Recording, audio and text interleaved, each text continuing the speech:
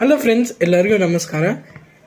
ಇವಾಗ ಹಿರಿಯರು ನಮಗೆ ಅಂತ ಇರ್ತಾರೆ, ಮಕ್ಕಳು ಮಾತೇ ಕೇಳಲ್ಲ, ಏನು ಮಾಡಲಿ, ಎಷ್ಟು ಹೇಳಿದ್ರು ಕೇಳ್ತಾನೆ ಇಲ್ಲ, ಇವತ್ತು ಅವ್ರದ್ದೇ ಮಾಡ್ತಾ ಇರ್ತಾರೆ, ಅವ್ರದ್ದೇ ಆದ ಜಗತ್ತಿನಲ್ಲಿ ಇರ್ತಾರೆ ಅಂತ ಎಷ್ಟೋ ಜನ ಹಿರಿಯರು ಅಂತ ಇರ್ತಾರೆ. ಅದಕ್ಕೆ ಒಂದು ಟೆಕ್ನಿಕ್ ಇದೆ.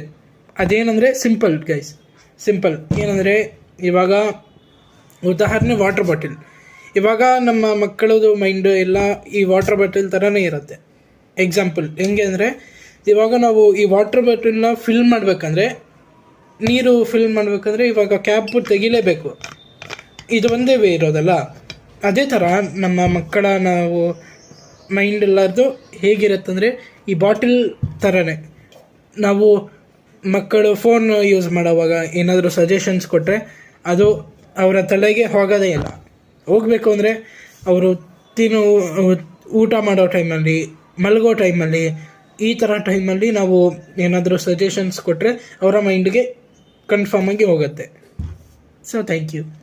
ಸೊ ಫ್ರೆಂಡ್ಸ್, ಗೊತ್ತಾಯ್ತಲ್ಲ, ಯಾವ ಟೈಮಲ್ಲಿ ಮಗುಗೆ ಏನು ಹೇಳಬೇಕು ಅದು ನೀವು ನೋಡಿಕೊಂಡು, ಒಂದು ಟೈಮ್ಗೆ ಅವ್ರು ಫ್ರೀ ಇರೋ ಟೈಮ್ಗೆ ನೀವು ನೋಡಿಕೊಂಡು ಆ ಟೈಮಲ್ಲೇ ಹೇಳಬೇಕು. ಇಲ್ಲಾಂದರೆ ಬೇರೆ ಟೈಮಲ್ಲಿ ಹೇಳಿದ್ರೆ ಅವ್ರಿಗೆ ಮೈಂಡ್ಗೂ ಹೋಗೋಲ್ಲ, ನೀವು ಹೇಳಿರೋದು ವೇಸ್ಟ್ ಆಗುತ್ತೆ.